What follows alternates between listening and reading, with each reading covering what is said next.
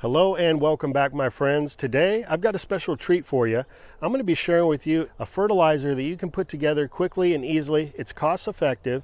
When you start applying this to your plants in your garden, you're going to see amazing results. Now, this is something that's been passed down to me over the generations, and this actually dates all the way back to the Native American days. Certain materials, products that they were utilizing and applying to their garden to get amazing results. This is kind of an updated, new school version with readily available products that we can utilize and get those same results. So without further ado, let me share with you how you can put this together and get going on this today. So if you've been following along on the channel for some time, then the ingredients that are going to go into this fertilizer today are not going to be new to you. I've spoken on them in the past. I've shared with you different ways to utilize these products in the garden.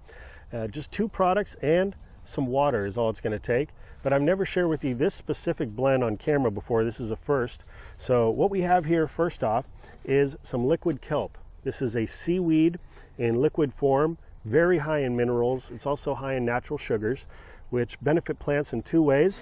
The minerals, of course, are going to make the plants healthier. And in turn, when we consume those plants, we're going to be taking in a lot of those minerals as well, which make us healthier. And because the natural sugar content is in there, this is also used as a way to feed the microbes, especially when you're making a compost tea brew. So a valuable resource to have. A bottle like this lasts forever. That's why the label's rubbed away. This bottle is actually starting to crack, so I'm going to have to transfer it to another container. But we're going to be utilizing some of this as well as some fish emulsion. Now, fish emulsion, you can use all by itself. I've spoken on this in the past as being one of my greatest garden secrets I've ever shared because it really is an amazing product. It's a byproduct of the fishing industry. It's organic, and basically it's all of the guts and everything that's left behind from the fish all blended up into almost like a slurry. And you're just going to dilute generally about 1 tablespoon per gallon of water. And it's extremely high in nitrogen. Again, it also has a high mineral content. And both these products are gentle on plants in that it's really hard to overdo it and burn the roots. You can overdo it, but there's really no need to because a little goes a long way. Now, towards the beginning of this video, I had mentioned how these ingredients date back generations and back to the Native American days, how they utilize very similar products in their garden. And it's absolutely true. This fish emulsion is essentially the same thing as taking your leftover fish bones and skins and heads and what have you and burying them in the ground under a plant. The roots of the plant would then go down and pick up those nutrients from the fish that had been buried beneath them. So that's one way that it would often be done in the past. And liquid kelp is really nothing more than a seaweed. So seaweed would often be collected from beaches and brought into the garden as a way to supply minerals and more organic material. So we're just, like I said, doing kind of a new school version here with these readily available products, just adding a little bit and concentrate to the water and applying them to our plants. So let me show you how easy it is to do this. So I've got a 5-gallon bucket of this fish emulsion. You can buy it in a 1-gallon size. And for 5 gallons, I'm going to use about 5-6 tablespoons of the fish emulsion here. It's really all we need. And relatively about the same with the liquid kelp here.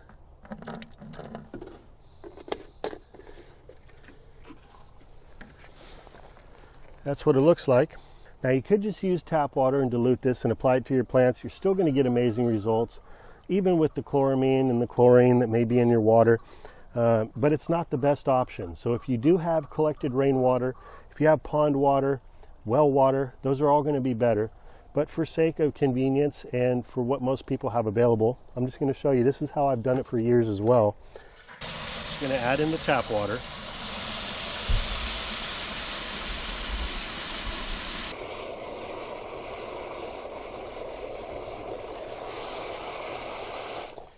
Now, I'm using rubber gloves while I do this because the fish emulsion especially is quite pungent.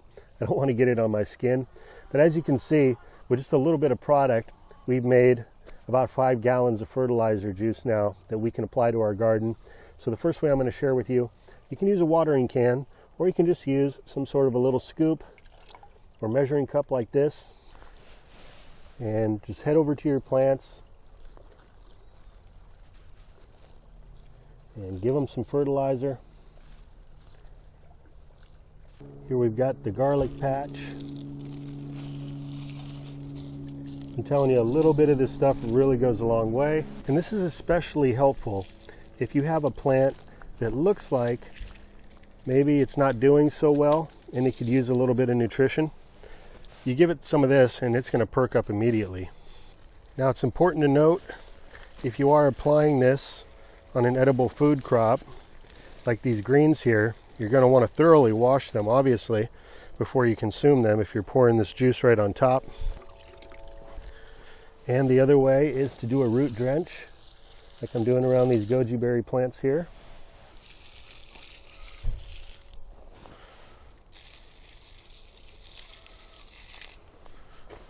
Now, I would love to be able to capture and demonstrate for you guys on camera how these plants react and perk up when they receive this fertilizer. Hopefully it can come through, because to the eye, the naked eye, you definitely see it. What I notice is the tips of the leaves almost seem to start to shoot straight up, like the plant's yawning. Now, if you really want this to go a long, long way, you're going to want to do a foliar feeding. Just using a pump sprayer like this is adequate. Now, here's an example of a plant that's a prime candidate for this application. This is an autumn olive that's just waking up out of dormancy. You can see all the little green leaves here. So if we hit this up with some of this fertilizer as a foliar feed right now, this is a wonderful time to help this plant get a good jump start for the season. And sorry if I'm repetitive on this, some people may have not seen my previous videos, but when you are applying a foliar spray, you want to do it either in the morning or in the evening. Around 70 degrees is the best temperature, 7 degrees Fahrenheit. And you want to target the underside of the leaves. That's where the stomata is located, which is basically they intake those nutrients in the bottom side of the leaf for terrestrial plants. Aquatic plants, most of the time is on the top of the leaf. But they will uptake these nutrients and transfer them through their branches, their trunks, their stalks, all the way down to the roots in as little as an hour. So these nutrients will be circulating throughout the entire plant in a very short amount of time. Very effective, wonderful gardening strategy to not be overlooked, the foliar feeding. Now, not just any time is a good time to apply a fertilizer like this. Let's say you live in a colder climate or you're expecting a cold snap in the near future. You don't want to put this type of a fertilizer high in nitrogen on your plants and promote new green growth just to have those new leaves that emerge from the plant die back when it freezes, because that can cause further damage to your plant and even more stress. So you're going to want to time this so that you're giving it to your plant at a time when maybe you're past your last frost date, which we're not. We've still got almost a month before that date, but in the forecast it's looking pretty good. So I'm going to go ahead and feed some of these plants. I mean, they're taking off as it is, so that's my reasoning. So there you have it, guys. Quick, easy, effective, good for your garden, and in turn produces food that's good for you. And so with that, I hope you enjoyed today's video, and I hope you found some time to get out in the garden today. Until next time, this is Dan from plantabundance.com. Take care. I'll be talking to you again soon.